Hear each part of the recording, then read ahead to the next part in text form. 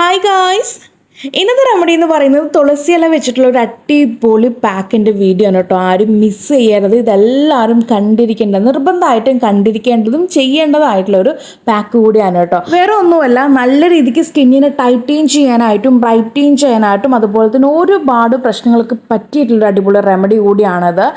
നമുക്ക് ഏജ്ഡ് ആകുമ്പോൾ ഉണ്ടാകുന്ന മെയിൻ ആയിട്ടുള്ള പ്രശ്നമാണ് ചുളിവുകൾ കേട്ടോ. ചുളിവ്, അതുപോലെ തന്നെ സ്കിന്ന് തൂങ്ങ്, സാഗ് ചെയ്യുക.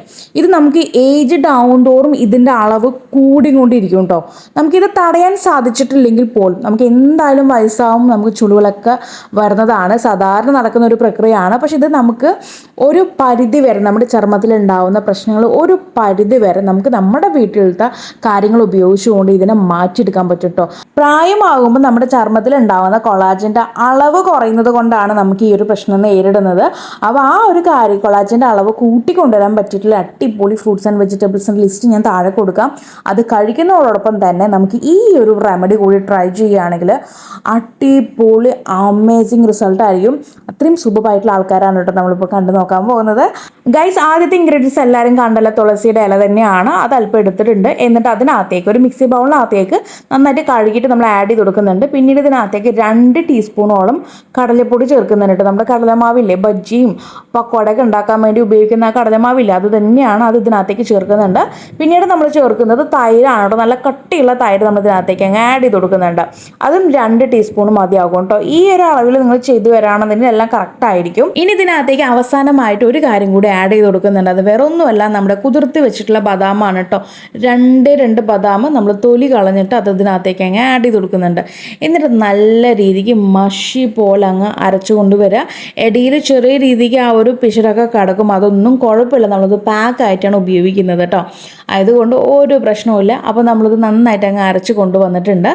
ഇനി നമുക്ക് നമ്മുടെ ഫേസിൽ അങ്ങ് അപ്ലൈ ചെയ്യാം കേട്ടോ. ആദ്യം നിങ്ങൾക്ക് ഫേസ് ഒന്ന് നന്നായിട്ട് ഒന്ന് വാട്ടറിൽ നന്നായി ഫേസ് വാഷ് ചെയ്തതിന് ശേഷം അത് ഇതിന് മീത് നമ്മുടെ ഈ ഒരു കൂട്ട് അപ്ലൈ ചെയ്ത് കൊടുക്കുക.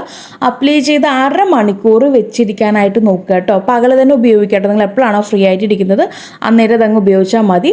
എന്നിട്ട് 1/2 മണിക്കൂർ നേരം ഫേസിൽ നിർബന്ധമായിട്ടും വെച്ചിരിക്കണം. സ്കിൻ ടൈറ്റനിങ് ആണെന്ന് ഞാൻ ഓൾറെഡി പറഞ്ഞിട്ടുണ്ടായിരുന്നു.